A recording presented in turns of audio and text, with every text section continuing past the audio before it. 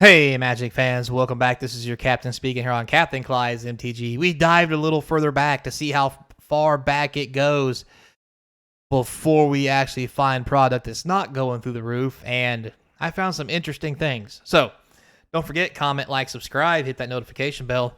Comments down below feed that YouTube algorithm, and links in the description for ways to support the channel by buying cards or just getting on the Patreon and all that other good jazz.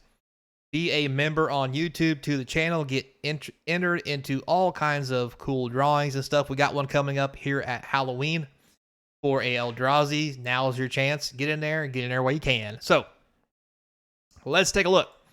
So, as I got in here, the first thing I found was Dominaria United. One of my favorite sets. I love this set so much, and Wizards ruined it.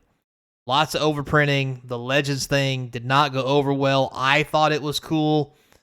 Nobody else really did. I mean, people thought it was cool, and then we realized that, they went through and took out a lot of Legends cards that some of us would have wanted because of, feelings. Anyway, but still, at 178, that's a lot better price than what this box has been going for from collectors.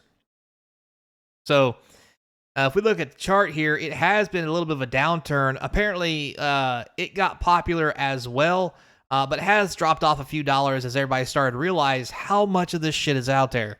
And when I say that, I mean that with every bit of love for the set, because there is so much of this stuff out there. So if we go to the chart on this one and take a look at what we got here, 37 listings. If we average 3 a listing, that's 90, 100, almost as much as the previous ones. Karloff Manor, just as much as that one, and it's way older years. Anyway, well, I think one, but still. Point being, also cards much better than Karloff. Still not doing well, but it is up from where it was, so that's good. This is one of the elusive sets that did go on Amazon dump, so it's going to be hard for this set to recover, unfortunately. I mean, this does have Shieldred in it, which is like $60, so if you open a collector box and get one Shieldred, which you probably will, it damn near pays for almost the whole box. And when they were like $130, $140, it did pay for half the box, like hands down. Insane. So, anyway, not a lot going on here, but we know why. This is the time of a lot of reprints and them trying to maximize profits and selling cigarettes to kids because of what's her name. Anyway, moving on. For the next set I went and took a look at, was Brothers War, another set I liked a lot. I loved this set. It was one of the very first sets to come out, probably one of the oldest ones. $229 is very respectable. This was also one that went on Amazon drop, I believe. Don't quote me on that. But still, $230, way better than Dominaria. And it has almost as many listings. 33 it says right there. So if we go and we take a look at the actual chart for this one, you can see a lot of interest. And again, I think this set is nothing but heading to 400 or 500 because artifacts are easy to do, easy to get. They got the schematic drawings. There's reprints of mocks and all that other stuff that's in there, baubles and all the good juicy things. Plus, there's Transformers. They really ruined the whole Transformers thing. I was really hyped, but I understand why Transformers was with the artifact set. I get it. But apparently not as many fans of that compared to everything else they're doing for Universes Beyond. But again, it is picking up in popularity, so who knows? I do think this is going to be a $500 box at some point. We just got to get through all that chaff before we actually get there. So if we go and actually look at the listings for this set, 33 listings, around 3 apiece, that's 99. Way better than Karloff Manor, but it is older and it's also a lot better cards in it. So, pretty cool. Very nice. So, moving on to the next box that we decided to look at, Commander Masters. So, this set, so much controversy. So it's really, this is a mixed bag in this set. I don't know if this set's going to be able to shake its stigma for a while, especially with the whole banning scenario that went on. That just gave this set the shellacking, since, you know, most of the cards they banned were reprinted in the set, which was smooth, so smooth. Let's just sell a really expensive set and then ban the cards in it. Jesus Christ. Anyway, moving on. Won't go back too soon. So $289 for a draft box. This is back in my day when we had draft and set and collectors. Oof, boy, those were some days. So $289 for a draft box. Kind of pricey. But if we look at the chart, the draft box has picked up from around the 260 range. So not a big increase, but you can see where it dropped off, probably because of the bannings. Anyway, but now popularity is back, and it is heading back up, and at a pretty decent price. This is right around where it was at first release, which after release, it did tank quite a bit. And if we look at the actual number of listings for this, there's only 21, and at 3 apiece, that's only 63. But I got a feeling there's plenty of this out there floating around because, well, didn't go well. But all it could take is some people getting a little itch for this kind of product to really start making this price jump. So with that, let's next talk about the set boosters. Big controversy over these because of they came out at, like, I think it was $450 or some silly schnit.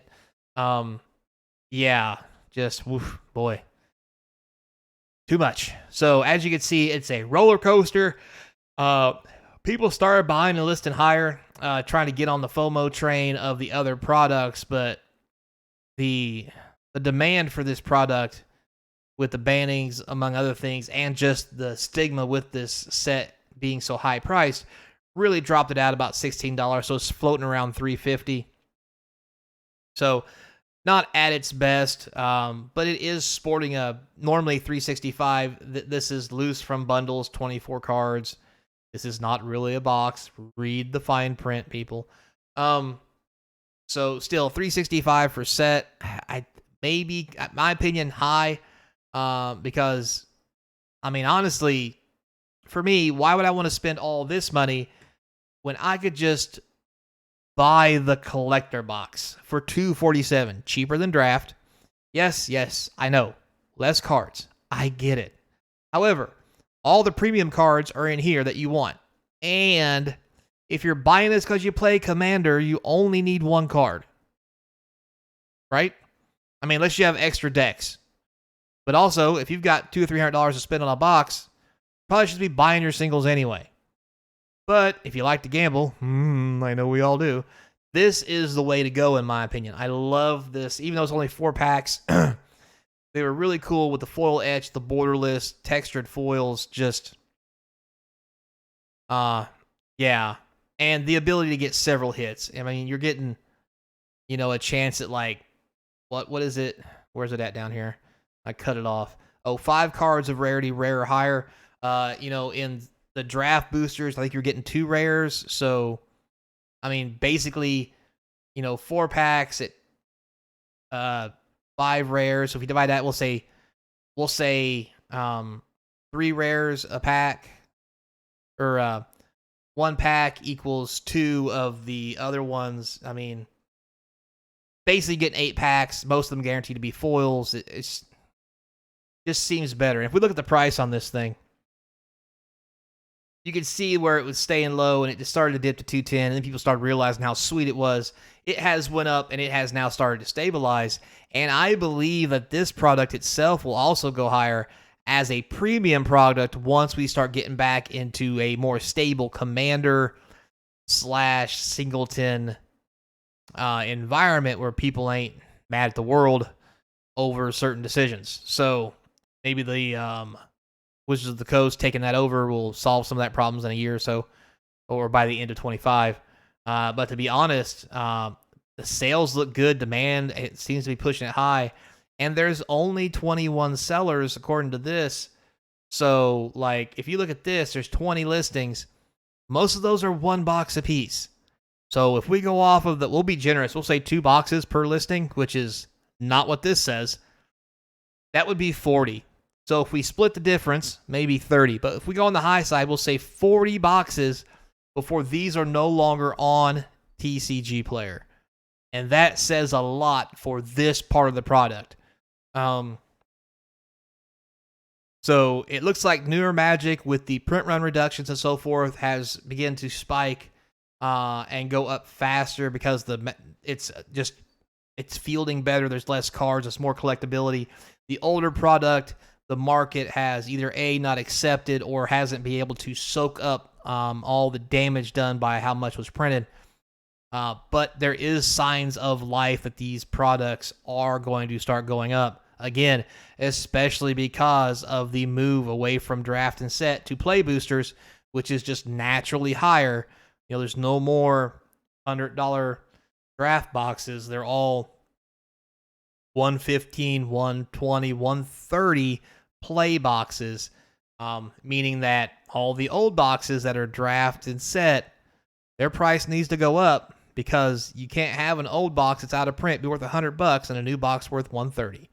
That's just not how it works. So we'll cover that next time, so stay tuned for that. Until next time, be kind, and I hope to see you across from the game table.